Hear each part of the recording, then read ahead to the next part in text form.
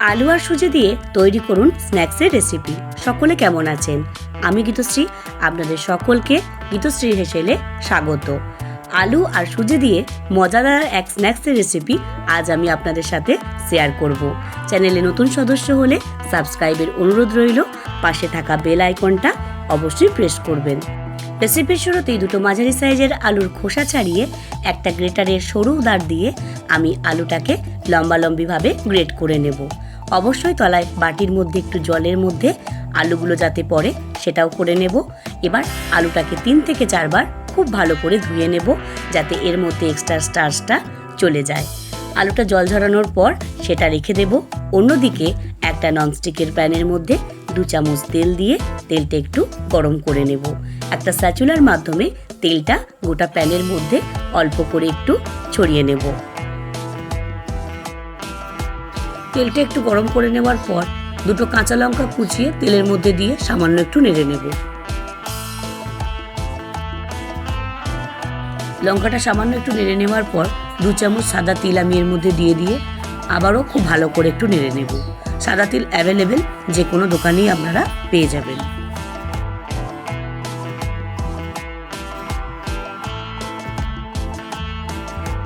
তিরিশ সেকেন্ড খুব সুন্দর করে তিলটা নেড়ে নেওয়ার পর দেখবেন হালকা একটা ব্রাউন কালার চলে এসেছে।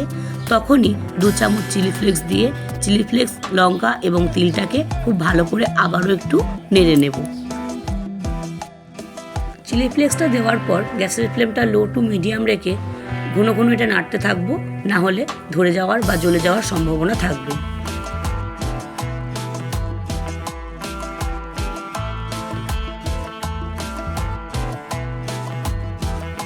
হালকা একটা কালার চেঞ্জ হয়ে গেলেই এর মধ্যে 2 বাটি জল আমি দিয়ে দেব।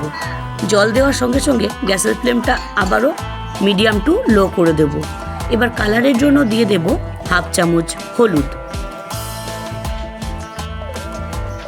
2 চামচ নুন অ্যাড করে নেব। একটু অপেক্ষা করার পর দিয়ে দেব 1/2 চামচেরও কম চিনি। খুব ভালো করে স্প্যাচুলার মাধ্যমে নুন, হলুদ এবং চিনিটাকে মিশিয়ে নেব। এবার জল সহ সমস্ত মিশ্রণটা ফুটে ওঠা অবধি অপেক্ষা করতে হবে। যখনই ফুটতে শুরু করবে তখনই গ্রেট করে রাখা আলুটা সম্পূর্ণ রকম জল ঝরিয়ে এর মধ্যে আমি দিয়ে দেব।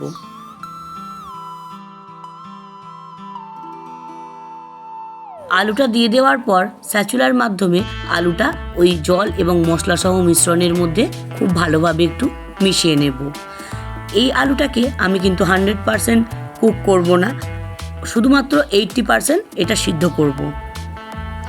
যখন একটু ফুটে উঠবে আবারও স্প্যাচুলার মাধ্যমে আলুটাকে সামান্য একটু নেড়ে নেওয়ার পর যে বাটি ধরে আমি জল দিয়েছিলাম সেই 2 বাটি জল, সেই বাটিরই 1 বাটি আমি সুজি এখানে দিয়ে দেব। তবে একবারেই পুরো সুজিটা দিয়ে দেব না, অল্প একটু সুজি দেওয়ার পর স্প্যাচুলার মাধ্যমে খুব ভালো করে সেই আলু এবং মশলা মেশানো জলের সাথে মেশাতে থাকবো।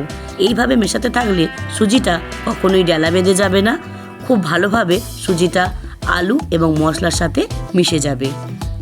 সুজিটা খুব ভালোভাবে মিশিয়ে নেওয়ার পর বাকি সুজিটা দিয়ে দেব এবং গ্যাসের ফ্লেমটা একেবারে লো করে দিয়ে স্প্যাচুলার মাধ্যমে খুব ভালোভাবে সুজির সাথে আলু এবং সমস্ত মিশ্রণটা মিশিয়ে নেব।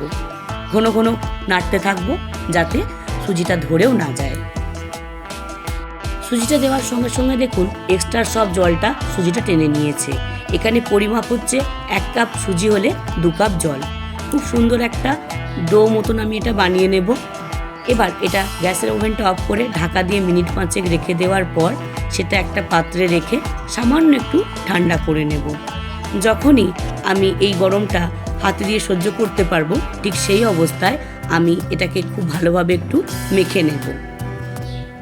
মেখে একটা ডোয়ের আকার আমি দিয়ে দেব।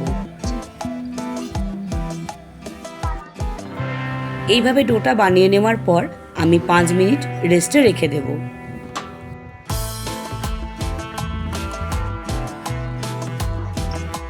এবার হাতে একটু সামান্য তেল লাগিয়ে ওই ডো থেকে অল্প অল্প করে একটু মন্ড কেটে নিয়ে দুটো হাতের সাহায্যে একটা গোল বা একটা রাউন্ড শেপ প্রথমেই আমি দিয়ে দেব। গোল করে নেওয়ার পর দুটো হাতের সাহায্যে সামান্য একটু চেপে আমি একটা চ্যাপ্টা আকার দিয়ে নেব এবং হাতের সাহায্যেই চারিদিকটা সমান করে নেব।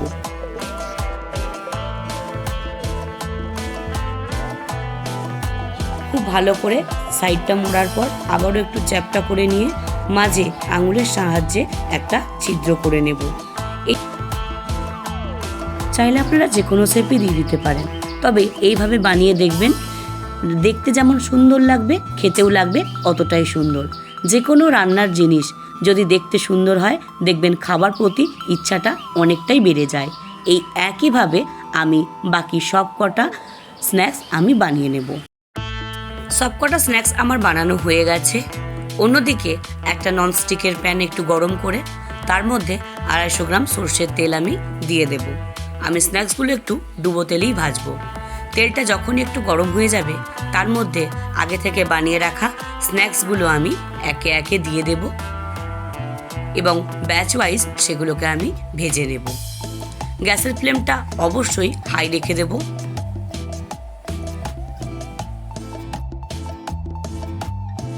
তেলে দেওয়ার পর গ্যাসের ফ্লেমটা হাই রেখে মিনিট 1.5 এইভাবেই রেখে দেব। এগুলোকে উল্টাবো না। 1.5 মিনিট পর সেগুলোকে উল্টানোর জন্য আমি এখানে একটা চামচের ব্যবহার করব। খুব সাবধানে চামচের সাহায্যে আমি এগুলোকে উল্টে নেব। এই উল্টানোর সময় গ্যাসের ফ্লেমটা সামান্য লো করে দেব, না হলে তেল ছিটকানোর ভয় থাকবে। একে একে সব স্ন্যাক্সগুলোকে আমি উল্টে নেব।